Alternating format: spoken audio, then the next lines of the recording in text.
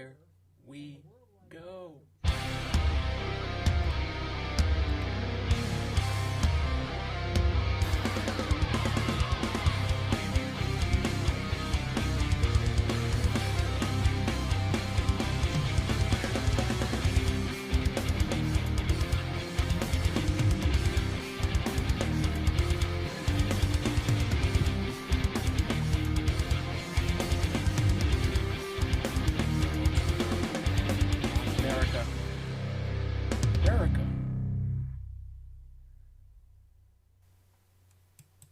Folks, welcome to Today in Space. We're here for a special launch hangout with myself, Alex Girofanos. We've got Sarah in the background over here, hanging out, and we're here. It's Launch America. It's Demo-2. This is the culmination of years of planning and teamwork and trust and getting us to a point where I don't think a lot of us, even that wanted this to happen, expected this to happen when it did. So I'm super excited. What I wanted to do, we've got launch in at 4:33 p.m. Eastern Daylight Time. We've been watching the feed here all afternoon, and we seem like weather is looking good. Weather still seems to be good. They're still ready to abort the launch or scrub the launch at any point here. So if that does happen, which is a possibility, I'm going to start this broadcast telling you guys scrub is totally possible. So if that happens, if they say this is not safe enough for astronauts to launch, Bob Behnken, Doug Hurley, then we're going to shift it to Saturday and Sunday around 3 p.m., 3 o'clock in the afternoon Eastern Daylight Time. So to start this, let's talk about like where have we come? And what is this launch mean? I mean, if you guys have been watching the broadcast, you've probably heard a bunch of people talk about this, but I wanted to give you my perspective since we're here. Let's hang out. If you have any questions, we will do a Q&A right before launch. We've got like 30 minutes after we do an intro here to do some Q&A, so leave your comments below, and Sarah will go through those. She'll send me any questions that we have, and let's start here and talk about just teamwork, right? We started this year, one of our first episodes of the year was talking about balance. You know, a lot of what I talk about in the balance is kind of a mix of what the space industry has been going through to get back to its level of success and level of just operating in space without any restrictions. And also we mix that in with the balance of life, right? Because it may seem like two astronauts launched into space, but it's very much a huge team effort from NASA, from SpaceX, and this started like 5 years ago, where both of those astronauts joined the SpaceX team to train them in basically the old ways of the Space Shuttle, and transfer that knowledge over, because human spaceflight just hasn't been in America's basically own operation since 2011. The Space Shuttle, I know I've mentioned this a million times before, but this is the last time we should be talking about it. Crossing our fingers, everything with launch goes well. This is the return to human spaceflight for America. That's why Launch America, that's why this is so important. And having Space Shuttle veterans like Doug Hurley and Bob Behnken aboard is so important. And they also were able to give that experience for the people that are going to be on board, right, the astronauts. They were able to work with the team that was building this rocket. So all of those things have been a long time coming. We've got Doug Hurley as our pilot. His last flight was the last Space Shuttle flight. So Doug is this is history here. He's back launching into space, going to the International Space Station, and the Space Shuttle is what made the International Space Station possible in space. And now we're finally launching back to it on our own accord. We have been very, very lucky that the last 9 years we've had that partnership with the Russian Space Agency to have the Soyuz system.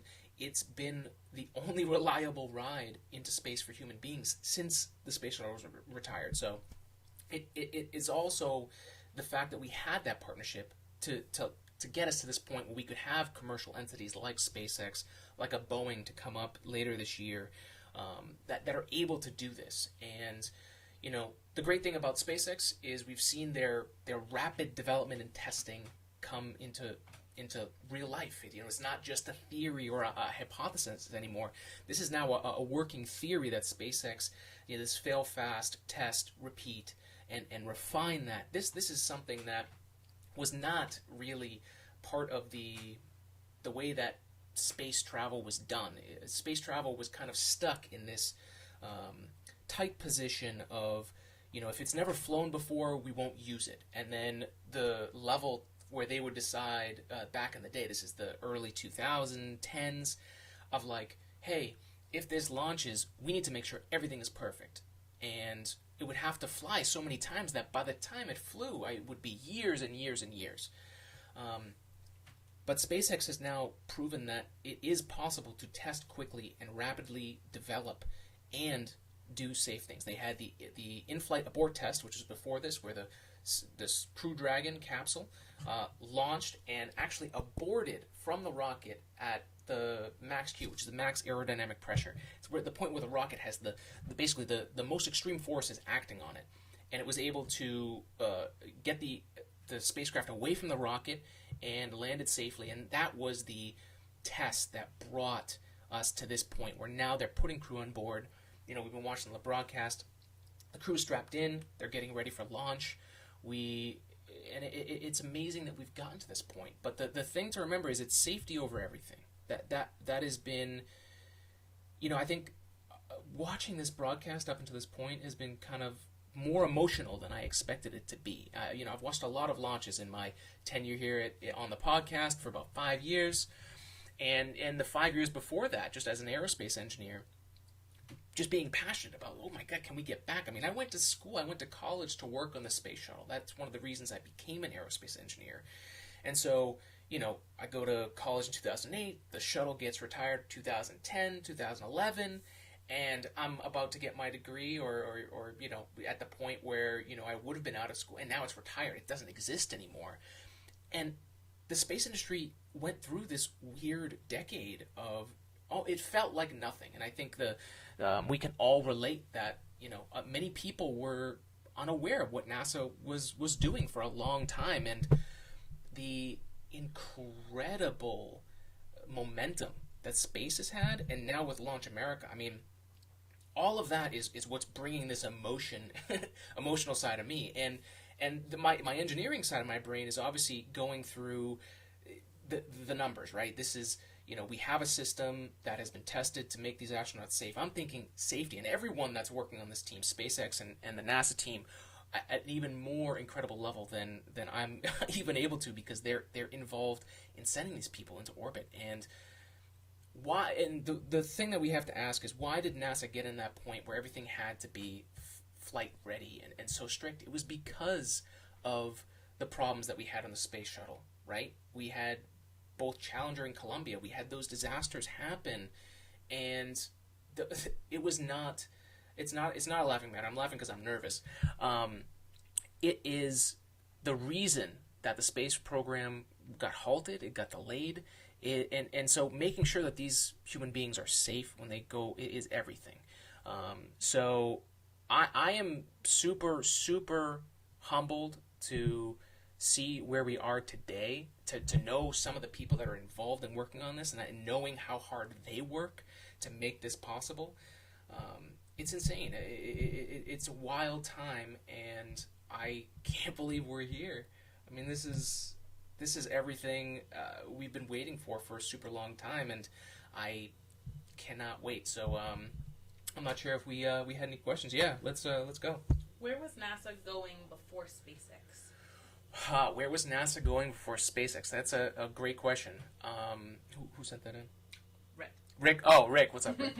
So NASA wasn't going anywhere before SpaceX, and that's of course a very general thing to say. But there was no mission. There was no plan that we were going to. In fact, it's part of the reason why SpaceX was built, was because Elon Musk made his money, made his millions, and then he was trying to affect change with his money, doing what we hope billionaires do, which is use their money to change the world around them, right?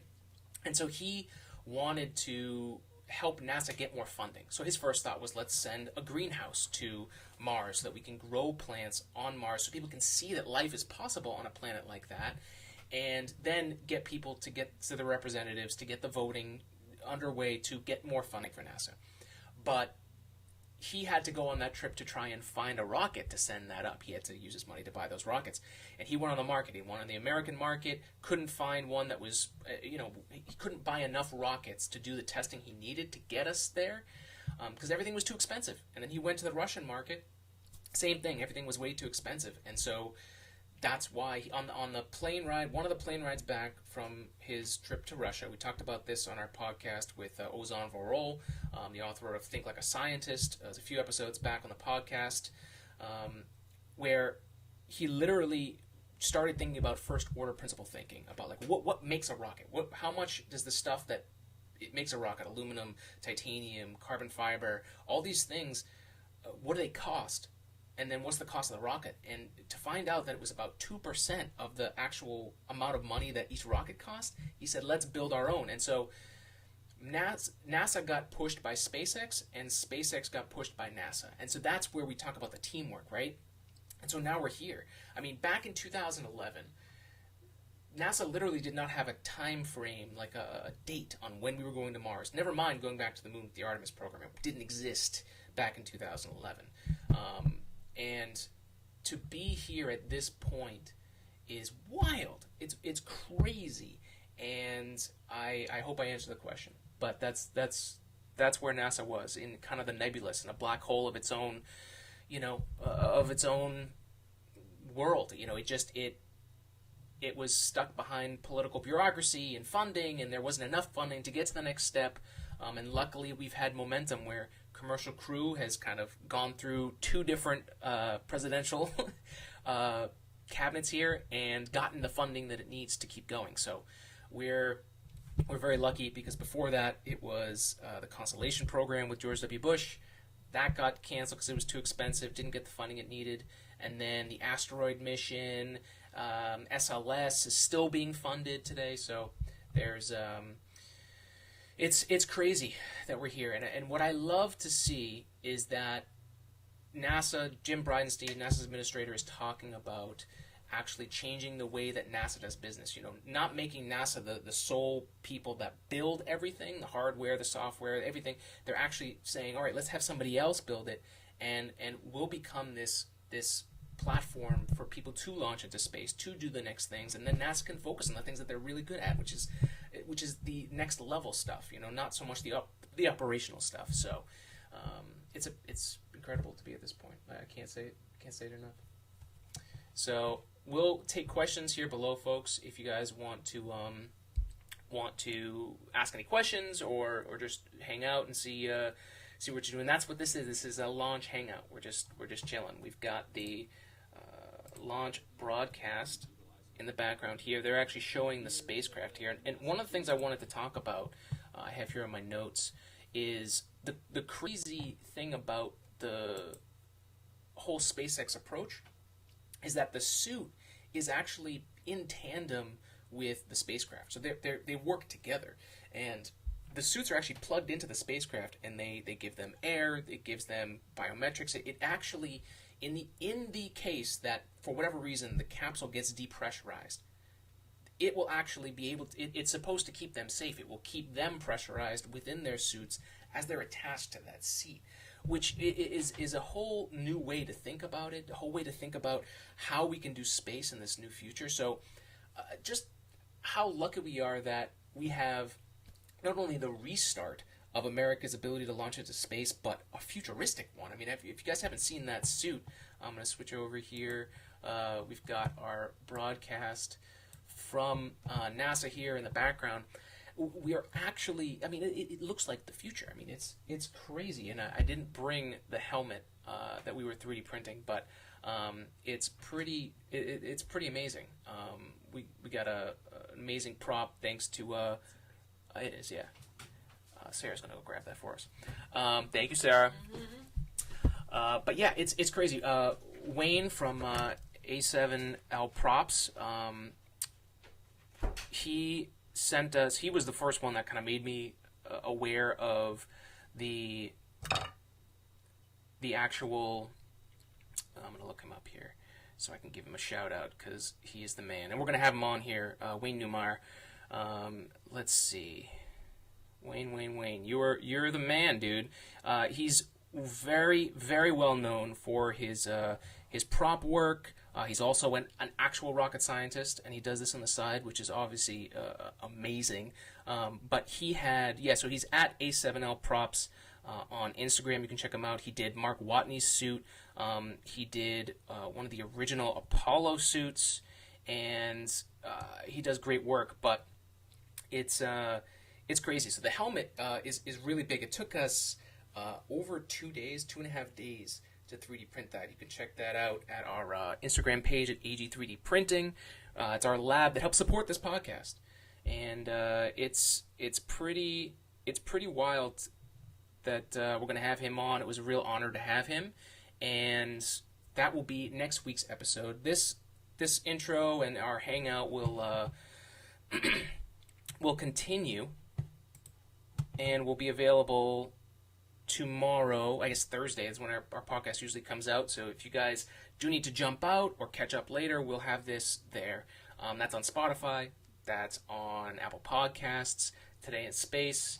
And if you are looking for space music, right? If you're looking for something to throw on in the background later today or while launch is going on, we've got our Space Mix playlist on Spotify. That's at it's literally called the Space Mix. I'll pull that up here so you guys can see. Was adding some new songs today because the astronauts were actually, they had a few songs that they had on their playlist on their way over to the launch pad. They had, let's see, AC/DC Back in Black was one of them. Apparently the Elevator Blues Brothers music, The Girl from Ipanema, which is a pretty iconic song, and the Star Spangled Banner by the Army French Horns. And I mean, those three are going on our list here.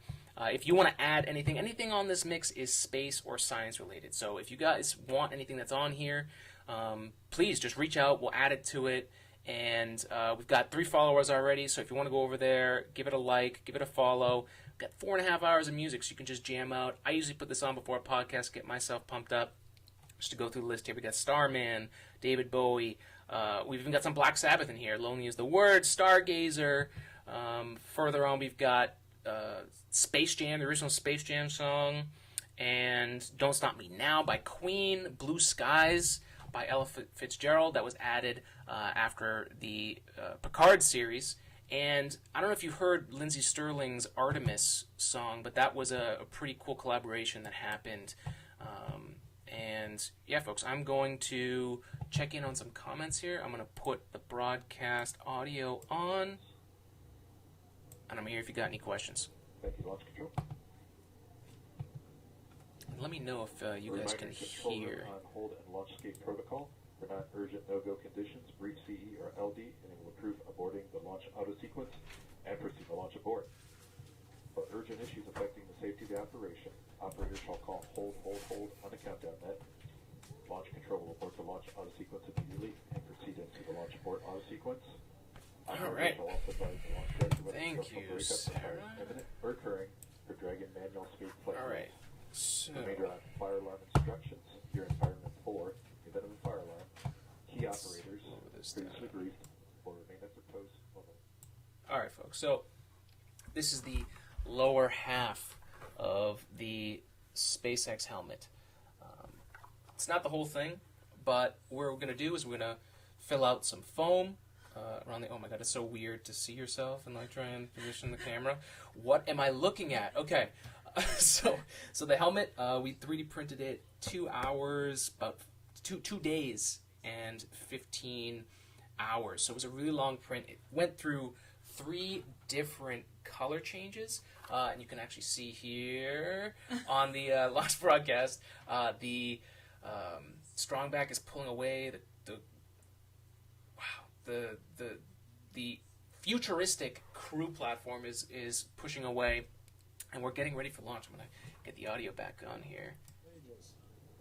Now currently, Falcon 9's looking good. All right, so the great thing about all this stuff is... to be go for launch in terms of the clearance around the launch pad, Wow. the air and the sea space. Wow. This is crazy. I can't believe this is happening. NASA tracking and data relay center. So yeah, weather is still tracking pretty good. And the weather has been really the biggest thing here. Everything, I mean, the people that are working on this, I can't say this enough about the SpaceX and the NASA team that has been working tirelessly this whole time to make sure that everything is safe. I mean, even Elon Musk was working long hours leading up to this point. And even right now, down to the second that we launch, they're going to be checking to make sure that everything is go. And one of the things that they mentioned earlier in the broadcast was, if you're not looking, I'm just trying to remember what they said. It's not a quote, but trying to look for something that's wrong. If you're not looking for something that's wrong, then you're not doing it right. And so it's not taking it personal and like, oh, I don't want my work to be bad. No, that's been out the window. This is not how these people think. These people think if there is something wrong, you say something.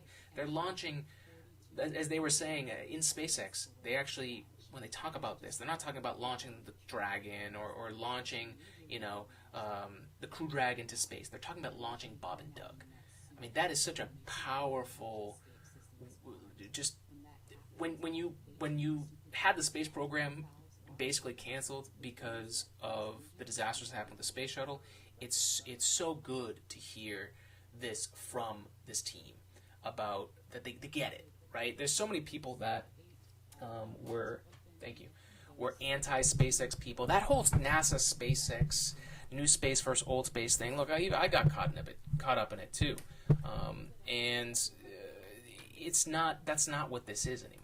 And we talked about it on our episode with Zach Hall about how it kind of just diminished. I think it was his first space pod for Space Explored, spaceexplored.com, and it's wild how quickly that diminished. It was such a weird rivalry for a really long time, and we've gotten to this point where now they're working together as a family, as a team. And I mean, this is what we need. This is what we need from a space program. And honestly, just, I mean, think about where we are in the world, right? To think that we have had all this divisiveness and people picking sides, and then you get hit with coronavirus and needing to, completely shut down not only the country but the world, and then to have NASA and SpaceX step up to keep things going, to get us to this point. I mean, it's a message of what we should all be striving for, right? And so it's crazy. It's crazy. And to add on to it, they're launching from Pad 39A, which is the same pad that human spaceflight has gone from. Apollo, space shuttles. I mean, this is the fact that SpaceX was lucky enough to be chosen for that to be the case, and that they are the first ones of this commercial crew program to be launching. I mean, it's a huge testament to the way that they operate space. I can tell you, when I was in school to be an aerospace engineer from 2008 to 2015, that was not the mindset. The mindset was definitely not private. It was definitely not, what am I thinking? Like reusability. Reusability was not a thing. People couldn't wrap their heads around, reusability as an actual way to launch into space. Everyone, I can remember having a friendly debate with a professor. It was a chemistry professor. He just couldn't. He was like, "Well, the fuel cost alone would be too expensive." And I think it's just we get used to doing things the same way. I mean, that's human, right? We get used to the same behavioral patterns that we stick to, and we get caught up in that. And I mean, that's hopefully what we've tried to do here is to just kind of push. This podcast has been a huge thing for me to push the boundaries of who I am as a human being and get better and have better behaviors. And what I love about what NASA and SpaceX are doing is I'm starting to see a pattern of whether they're doing it consciously or subconsciously, I know you, as a behaviorist you're going to hate that, but what I'm seeing as a track record of their actions is pretty amazing. You know, NASA has taken this whole approach of let's test and get stuff wrong so that we can get it right, so we know what can go wrong. We're seeing this on every level, from how they're providing money to different companies like SpaceX and Boeing. Like they're giving them the opportunity to fail and allowing them to build momentum, and to see what they're trying to do with Artemis. Now, Artemis is this, you know, it started off as this, okay, let's go back to the moon, but then what? And they're going to send the first woman and next man to the surface of the moon, but that's not the end goal. That's just the beginning of what they're trying to do. And so they're going to take 3 launches to get themselves to the moon, right? Take some short steps just to get back to where we were before, right? Let's not jump into this too quickly and hurt somebody and ruin the momentum we've had, right? Let's build an infrastructure and slowly develop the way to go to the moon, which then after that we'll start seeing things like the Gateway, where they'll be able to go into orbit, dock on a station, and then go in a more controlled, safe way down to the surface of the moon. And then we build that up, and that becomes more repetition, and we start getting better at that. And then we test things like a colony, we test that ability on the moon, where we have the ability to send people home.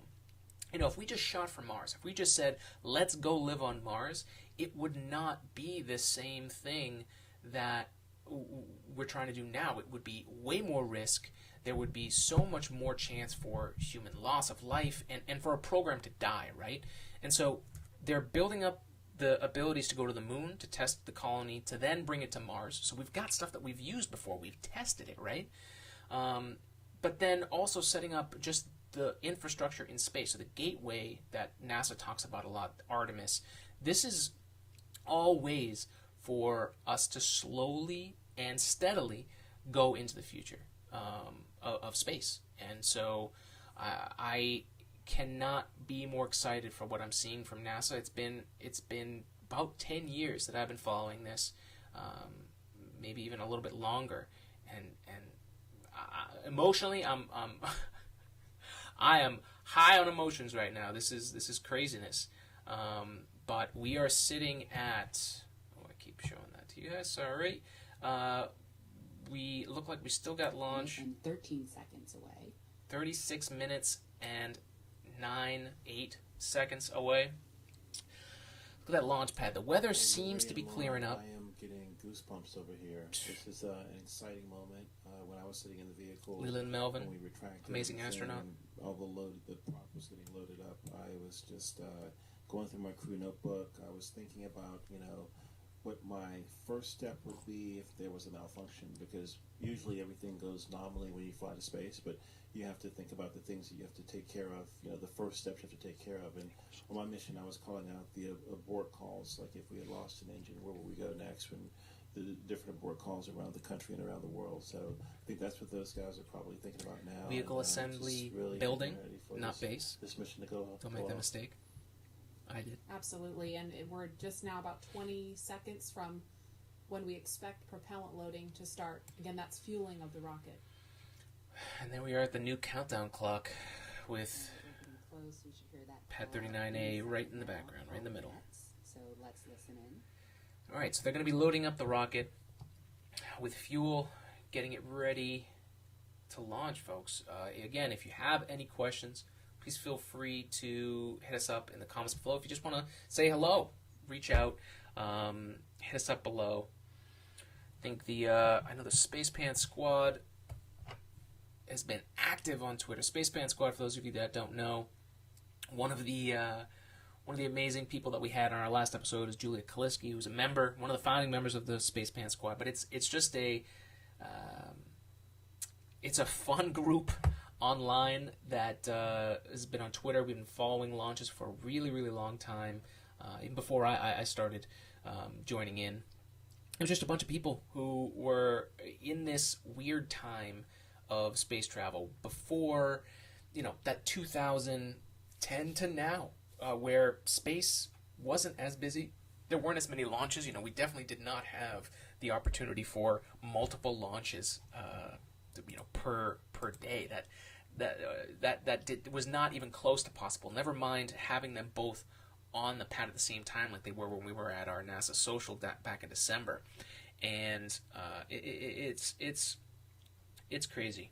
It's crazy. I'm getting a little distracted from all the screens here, but as they're showing there, I don't think you guys can see it, but yeah, so they are showing off the Crew Dragon, and what I'll point out here, as I'm guessing what they're talking about here a little bit, is how to keep the crew safe, right?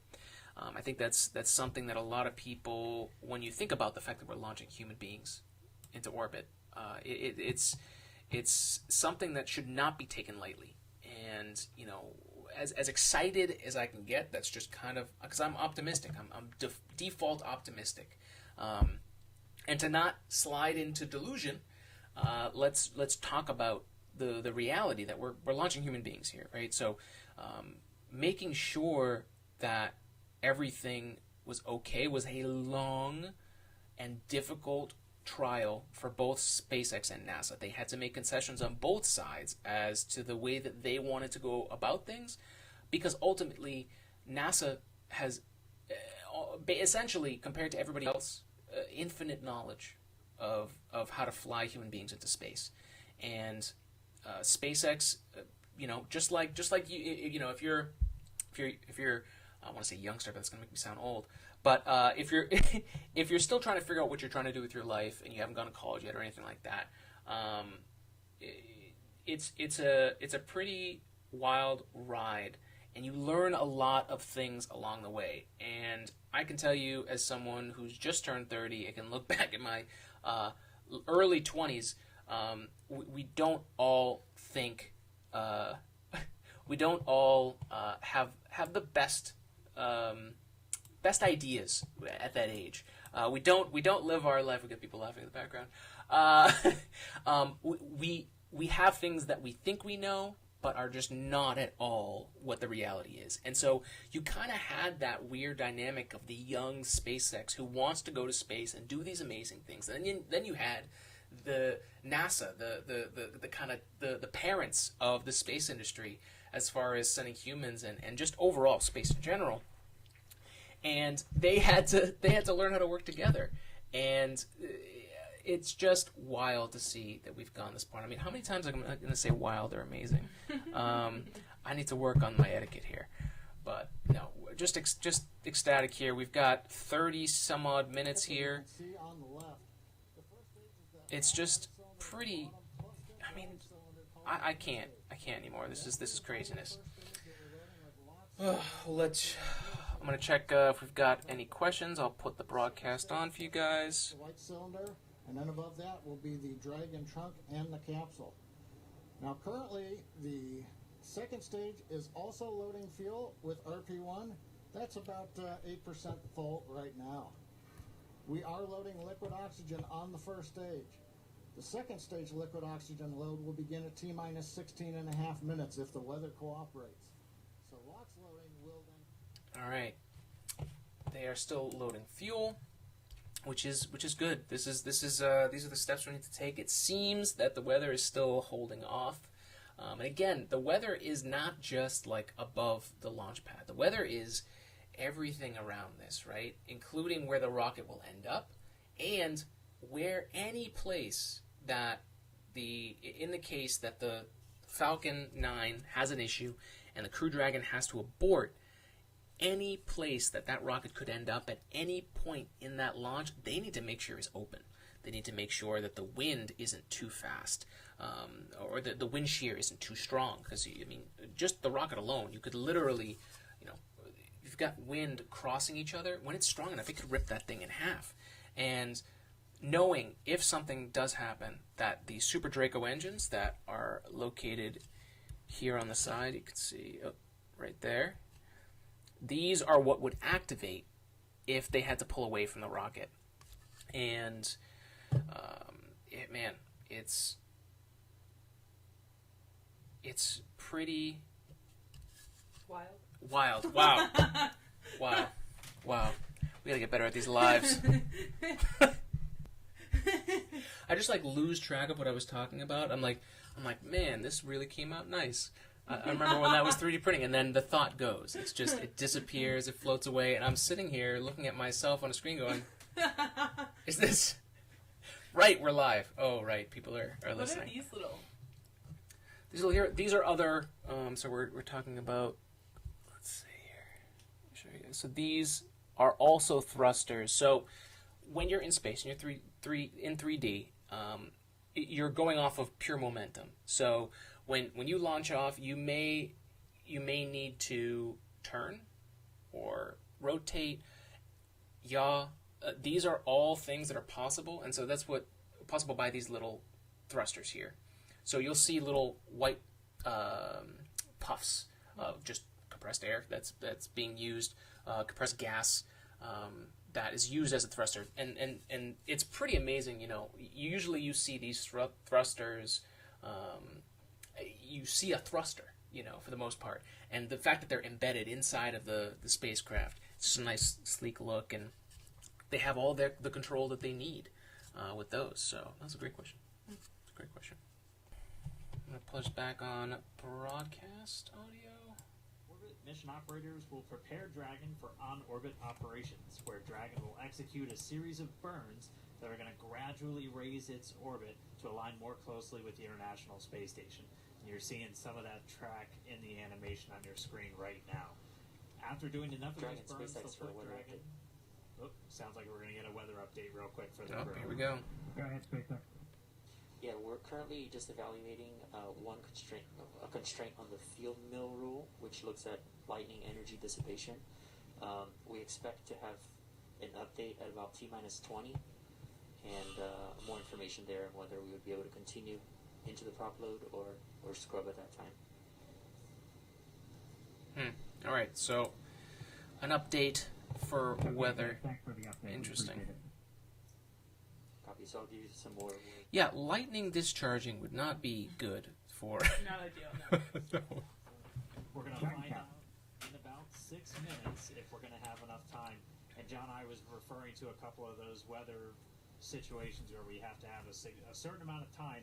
In this case, with the field mills, about 15 minutes. So they have until about 16 minutes and 30 seconds to really make sure that we're going to have enough time for that to dissipate.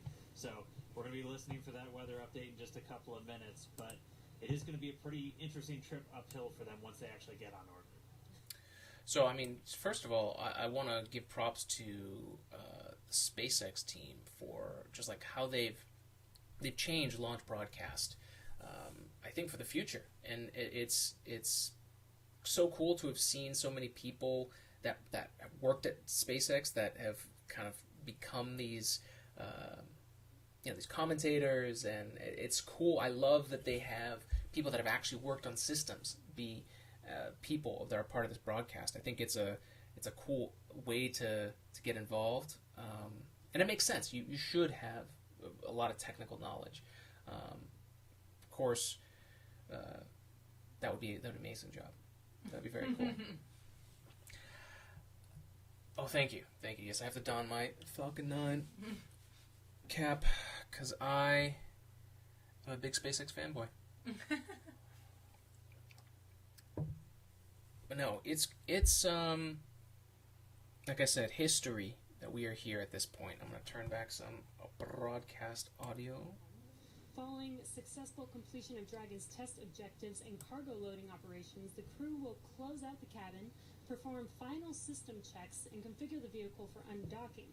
Once the automated undocking sequence is complete, Dragon will complete 2 departure burns using its Draco engines, pushing it away from the space station. Alright, folks, like we said, if you have any questions, just want to say hi, hit us up in the comments below.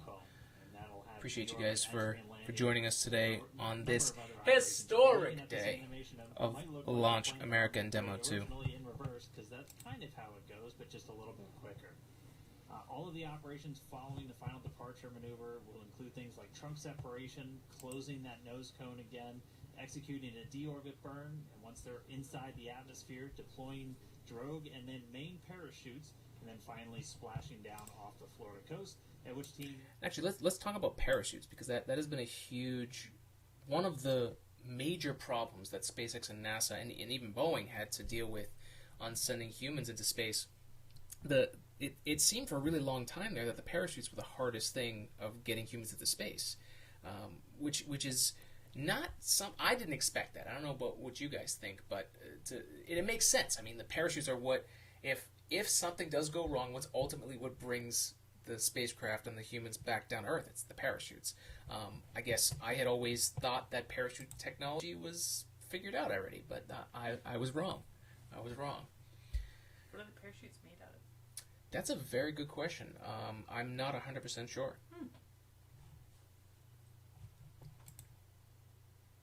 But yeah, Military astronaut. to see that was such a big hurdle, and also just to see, Boeing has the pleasure and I guess the I don't know what word I'm looking for, but Responsibility? no, not so much responsibility. I guess I'm looking for they've been in this game longer, so a lot of their stuff that they would use, they've either flown with before, or they've had a lot of different tests before it. So they kind of had almost an easier job. I don't want to say easier job, because nothing that is going on today that has brought us to this point is easy. But to have a little bit more flight heritage obviously helps. I'm not 100% sure whether those specific parachutes that they used for the Starliner were used before, but at the very least, I know a lot of that team has been working, especially Boeing. Boeing is responsible for building the Space Launch System, so they have the resources for stuff that NASA has already approved of, and for SpaceX to go out of their way, completely test their brand new parachute technology, adjust it when it wasn't what NASA was looking for, and then test it more to make it to the point where it is today, where it's being used on this Crew Dragon capsule, where they were able to actually get the approval from them. I mean, it's wild. It's crazy. I'm going to keep saying those words, because apparently that's the only vocabulary I have. Rick says distinction ? And I didn't do my job efficiently and watch exactly when he said it, and there's a little bit of a delay, so I'm having a hard time figuring out distinction of what, maybe between Boeing and SpaceX, or I'm not 100% sure. Sorry, Rick. Also, Sharon says hi. Hi, Sharon. So, sorry, what was the question again? It says distinction ? But I didn't watch properly to know exactly when he said it, to know what he was commenting on. Gotcha. Unfortunately. Gotcha. Rick, if you could let us know what you were talking about, I'd be happy to try and answer My it bad. for you. That's why we have those launch weather officers.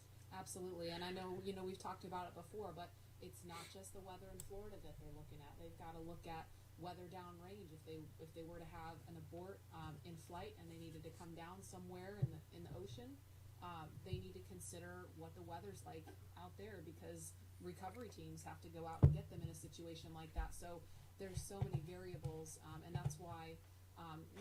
Speaking of, let's talk a little bit about that. So we've got the NASA team, we've got the SpaceX team that's involved in getting us to space, but it's also the Air Force and everyone else that's involved in every little aspect that goes into this. Like, one of the things about KSC is it's half of it is actual Air Force property, and then the rest is like what's the word I'm looking for?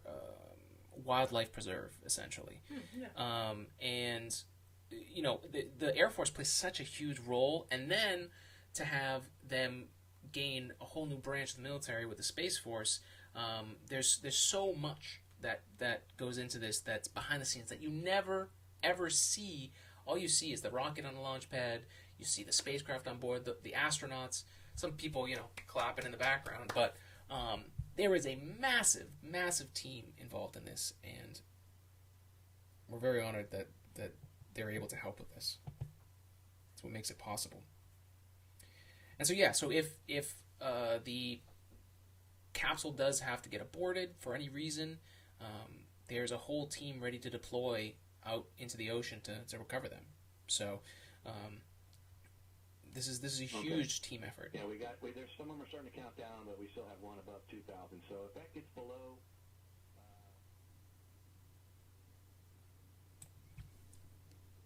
I think they've still got weather issues. Let's hear.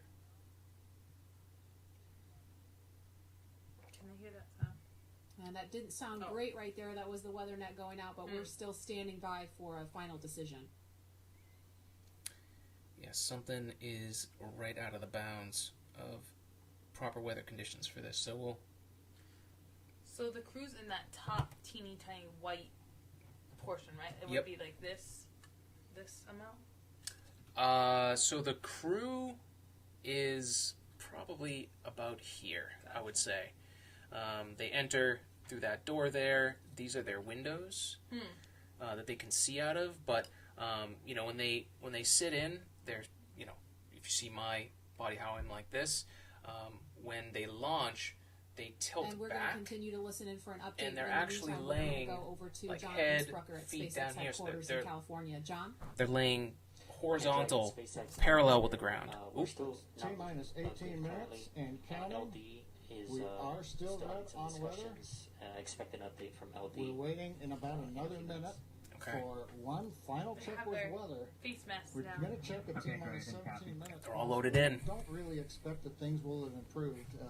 The weather officer was not optimistic that the weather would clear up that rapidly. Always have to be ready for a launch scrub, folks. This is part of spaceflight. Any perspective on what is happening in the module right now? They are, they're going through last final checks. Really, at this point, it's weather, and at a certain point, the rocket takes over, the spacecraft takes over, and everything is somewhat automated. Now, good thing is that if there is an abort that's needed, the crew actually has the ability to abort within the capsule. So if they do need to, they can actually launch that. The spacecraft itself actually has a set of algorithms that can see if something's bad, if they need to abort. So you don't need to worry about the delay of the communication from, hey, something's wrong, send it to the ground station sends the command. All that delay now doesn't have to happen, or at least we have some kind of process for that to happen. Now, what's happening in there, both these guys are military men, so they're ready for the mission. I think it's really just about, they've gone through their checklist. You can see on the broadcast here, they've got their checklist next to them. They have their space-rated iPads, and they're just ready for the mission. They're probably joking around and just having a good time. Very serious. What was it, Black Sabbath? No, AC/DC, Back in AC/DC. Black, Star Spangled Banner, and Girl from Ipanema. Very cool. We gave it a good try, but they understand, and we are here to try another day. So Oh, right now we did, we've got a scrub, folks. No! looks like a team It's of 15 scrubbed. 54 seconds. All right, folks. The launch automatic sequence that controls the Falcon 9. Now I with know, propellers, I know cycling of you're valves, probably upset. That is also stopped. I know it's Proceed into frustrating. what is a Ooh. normal. I know it's frustrating, but safety above everything. That's what we started this whole thing off of. Safety above everything. We need to make sure that these humans are safe. So the weather conditions were not good. So this is what the haste to get people to launch, that feeling that we all have, that is what killed the astronauts in the Space Shuttle program. We cannot forget that. So I know it sucks, but we'll be back this weekend. We'll see if we want to do a hangout. If you guys like this, let us know, and we'll do it again. Otherwise, Saturday is our next attempt at launch, about 3 in the afternoon Eastern Daylight Time. I don't know the exact time, but you can check out. NASA's going to have it. SpaceX is going to have it. Eastern Standard Time? Eastern Daylight Time. Oh. Yeah. EDT. I just want to say ET sometimes because I'm like, how do I remember which is daylight and savings? And I know I should. I could just Google it, but I don't. But no. So, scrubbed launch. I know it sucks, but we're keeping these people safe. That is what is going to keep a sustainable space program going, is making sure that they're safe. So Saturday, Sunday, hopefully this tropical storm that's hitting Florida and is making its way up to the East Coast to us up here in Massachusetts, let's hope that they have, if we get bad weather and they get good weather, then we're good. Yes, question. What happens to the fuel on a scrub? Ooh, the fuel on a scrub. Now, from my understanding, I do not 100% know this, but they're going to have to take the fuel out of the rocket. So until then, the rocket is alive. So there is a whole procedure to get the rocket safe enough to pull back. They may even be talking about it here. Let's see. Right down to the wire there, hoping we could just squeeze in between those cloud systems to get a launch today, but it wasn't to be. But here, I'll put the closed captioning on, see if we get it. But no, right now the rocket is live. They're going to pull the fuel out, reuse it for another day, and go about it. They actually have giant tanks that are on the... I got to see this when we went back in December to NASA Social, to Kennedy Space Center, CRS-19. They have these giant tanks where they put the liquid oxygen and all the different fuel that they have to use. That's where they store in these giant spheres. So they get like sucked out. Yeah. They have a pumping system. Again, from what I understand, if I'm incorrect by any means, this is what I'm taking from what I've learned over the years. But that is my understanding. Wow. That has to be risky, kind of. Oh, super risky. Yeah. Oh yeah, fueling. I mean, I think there was a SpaceX launch. The Anomaly was one of the. Facebook was launching a satellite to actually give people around the world internet that didn't have it, and it actually blew up on the launch pad during a fueling procedure. So, it's very risky. All of this stuff is. It's crazy. Oh, all right. So, like we said, scrub today, but we'll be back Saturday. Oh, let's see. They are talking about it. Let's see if we can get some more info. Back the way they came, and then we'll be back to crew quarters for Bob and Doug for a few more days. Yeah, that's the other thing. These guys still have to stay in quarantine this whole time, not seeing their family. It was actually a really beautiful moment earlier when they got to see their families. Tuning in, wondering it's crazy. Why we're not still counting down. We did have a launch scrub today. Scrubbed. Just a little under 17 minutes. Fuel flow rates are phenomenal. Oh my God, there are so many people upset right now. 40-minute offload time. Cursing So that the screen. The So yeah, box, 40 liquid minutes oxygen fuel pumping out of to the offload first stage of the Falcon 9. that fuel so that You it's have to safe. stay on until. Expecting about 40 yeah. minutes for all that fuel Oh to yeah. come off. They So basically have to once go in that fuel reverse. is off, Bob and Doug will be able to Because disarm the every launch escape point system. until then is every point until then is Crew access arm will super swing back risky. out. They'll be able So, to make their way back down, and then move that to crew quarters. steam So, basically that you see coming off the rocket, unfortunate scrub today because that's of the weather. liquid oxygen. That was the one thing we were tracking from the going moment from we liquid started to today. gas Right. immediately. Suited up for the launch.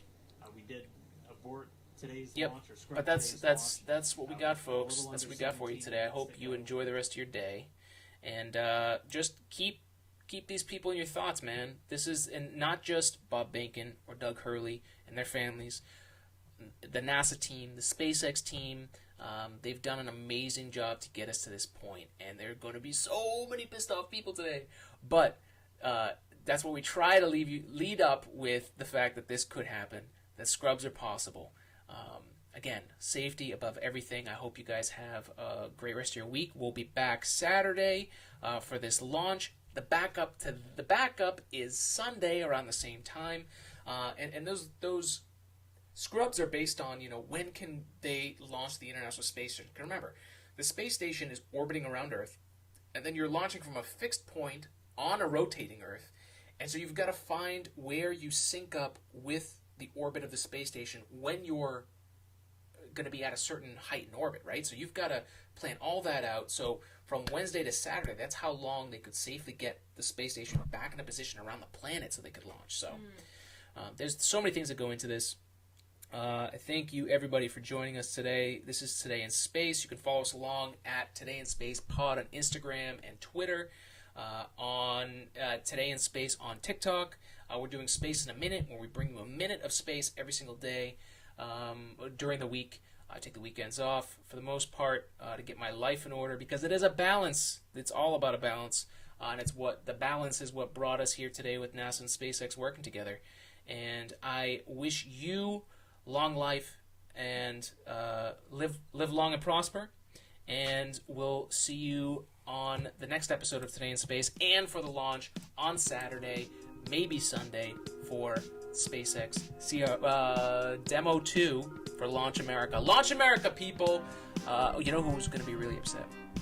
The president. He flew all the way out there for this rocket launch. The big shiny rocket. Why scrubbed it? I don't know. Alright, folks. I'll see you later. Thanks for...